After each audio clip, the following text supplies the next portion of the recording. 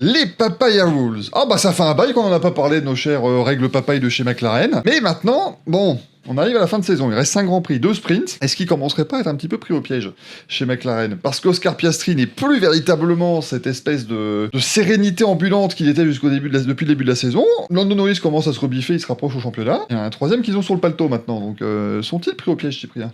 Le problème des Papaya Rules, c'est ça, c'est qu'en fait, c'est des règles qui sont faites pour une équipe qui domine et qui n'est pas inquiétée par un autre pilote.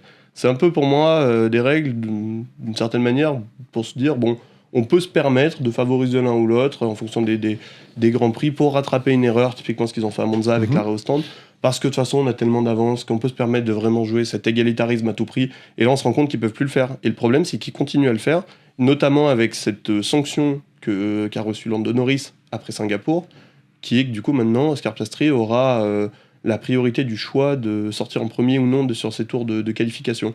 Je trouve ça complètement lunaire, honnêtement. C'est d'un ridicule, franchement. Quand la direction de course ne sanctionne pas ce qui s'est passé entre les McLaren et Singapour, que même l'équipe a l'air de dire c'est plutôt un incident de course, et honnêtement, on parle de quoi? On parle d'une mini touchette qui a rien apporté, quoi.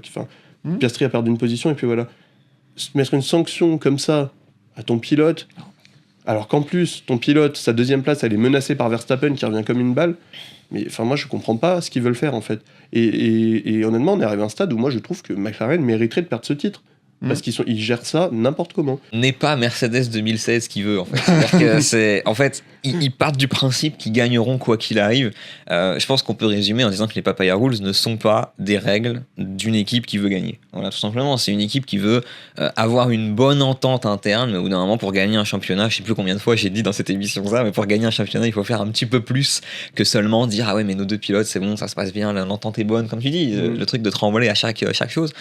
Je pense qu'il est urgent pour McLaren de choisir, en l'occurrence, parce qu'ils choisissent Norris mais sans le dire, mais en même temps Norris a du retard. Moi je pense que... En même temps, je choisis Piastri là, du coup, avec cette sanction. Pour trancher dans le vif, il va falloir choisir Piastri, mais véritablement, il faut l'aider, Piastri. Ça se voit que mentalement, il y est plus parce qu'il n'est pas soutenu. Ça se voit qu'il n'est pas soutenu, en tout cas pas suffisamment dans son équipe. Aujourd'hui, c'est le leader du championnat. En première partie de saison, c'est lui qui a fait le boulot.